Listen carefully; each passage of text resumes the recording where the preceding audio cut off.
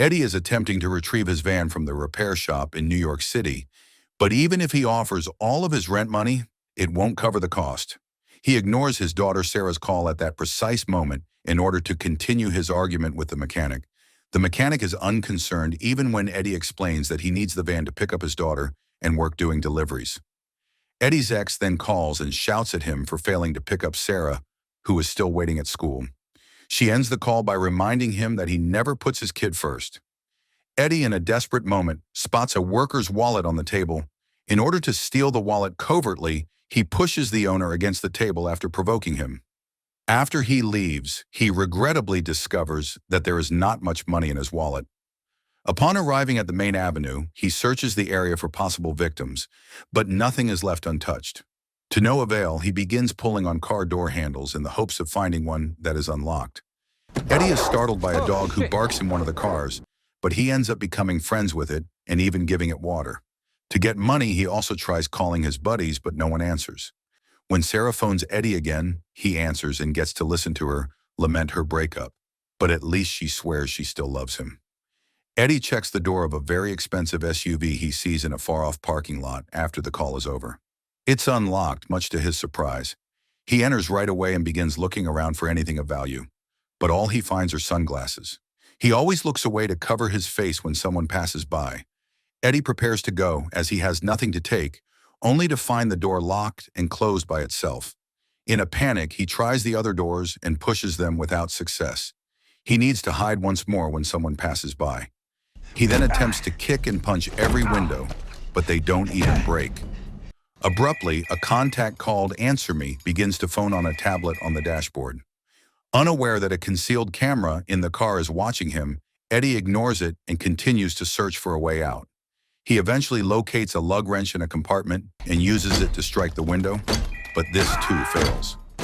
Eddie cracks the door panel and inserts his hand as the tablet stops ringing, only to have a piece of metal inadvertently injure his arm. The tablet soon begins to ring once more, but Eddie ignores it as he takes off the panel, which doesn't open the door.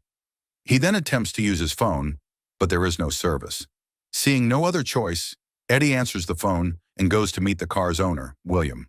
My name is William. William reveals that he created a sophisticated security system that makes his automobile behave like a prison because it has been broken into 6 times without a single arrest. Eddie pulls a gun from his bag and shoots at the window out of panic, but the bullet hits his leg and bounces off the bulletproof glass, seriously injuring him. Eddie tries to call for assistance while a woman parks a car close by, but the windows are soundproof and tinted, so she simply uses them as a mirror and walks away.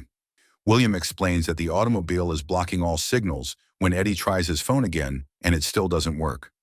Eddie passes unconscious as a result of the combination of blood loss and electricity, since tying his shoelaces around his leg is insufficient to stop the bleeding, and William continues to scold him whenever he uses foul language.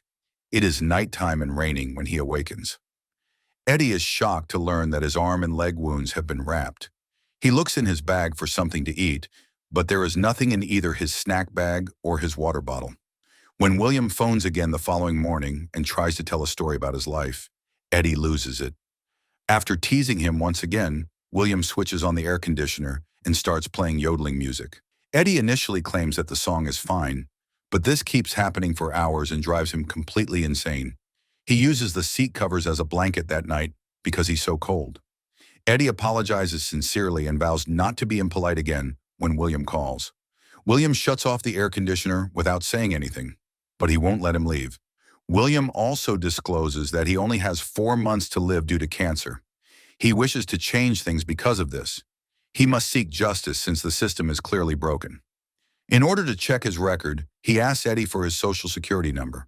He will be kinder if this is Eddie's first offense, but if he has a criminal record, he will cut Eddie's fingers the way some nations are said to treat thieves.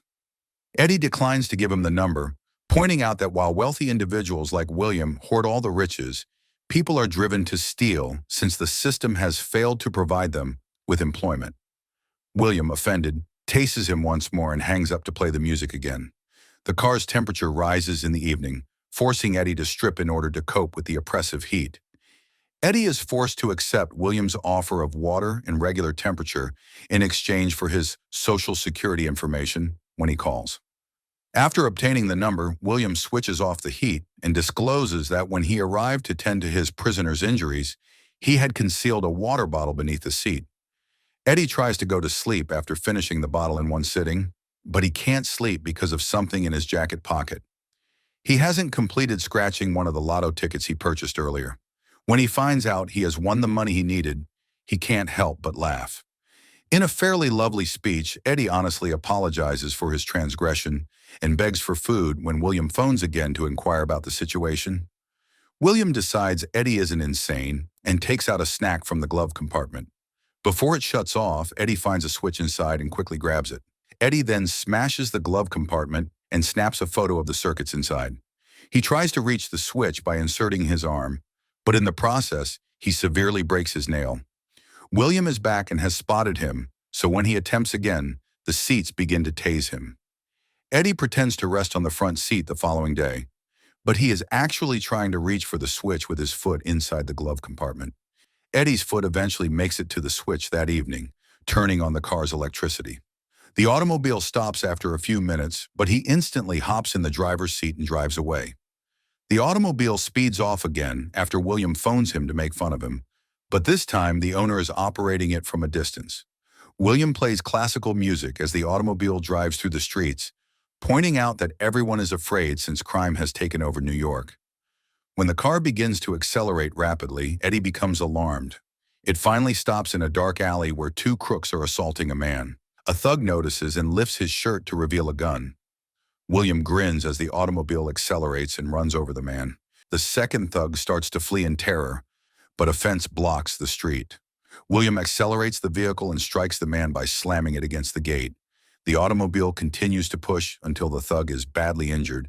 When an enraged Eddie begins to scream profanities, William blasts music while driving the automobile through the streets once more. It is traveling at a high speed and is barely able to avoid other oncoming cars.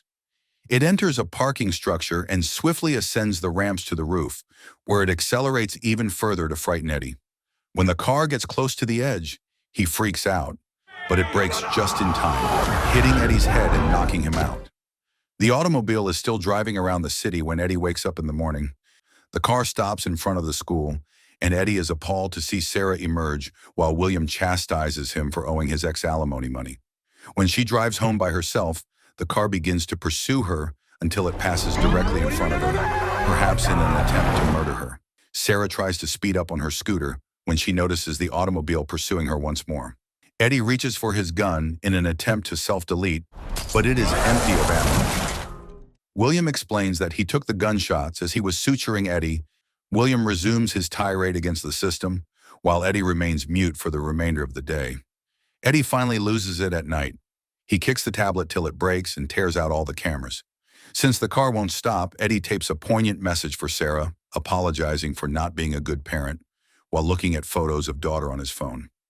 Unfortunately, the automobile is still jamming the signal, so he is unable to send it. Shortly after, the car pulls to a stop in another parking lot, and William rolls down the window to greet the driver. When Eddie becomes agitated and tries to attack, William continues to tase him until he stops. William gives Eddie some zip ties and instructs him to bind his wrist after spritzing him with perfume to cover the stench of his feces, leaving a bag in the rear seat. William enters the vehicle after Eddie's hands are fastened to a hook. Once the bullets have been reinserted into the gun, William lets Eddie smoke and gives him some gummy bears to eat. After that, he switches on the classical music and departs. William stops the car several times to force Eddie to bang his head against the dashboard because Eddie is incessantly asking him questions about his daughter. In his tirade against the younger generation, William discloses that some robbers who attempted to take his automobile killed his daughter. As they begin debating what justice entails, he even places his gun on Eddie's head. Eddie keeps his foot in the glove box during all of this until he finds a way to flip the switch and off the power. The automobile rolls down the cliff, comes to a stop by a river, and both men lose consciousness. Eddie is the first to awaken and begins fumbling with the zip ties. He is able to escape just as William wakes up, and a brawl breaks out. Eddie begs William to open the doors as the car's engine suddenly catches fire, but William claims it was enjoyable and passes away. Eddie then discovers a hammer in William's luggage that is powerful enough to eventually shatter a window. Just before the flames spread to the remainder of the car, Eddie escapes the vehicle. William's body is left to burn as he leaves with his winning lottery ticket. He is bleeding when he gets to the road, and a vehicle gives him a ride right away. The technician is still completing the repairs when Eddie goes to pick up the van a little while later. In order to avoid being late, Eddie chooses to sell it to him and get a bicycle, which he uses to get to school. He embraces Sarah tightly as they reconcile.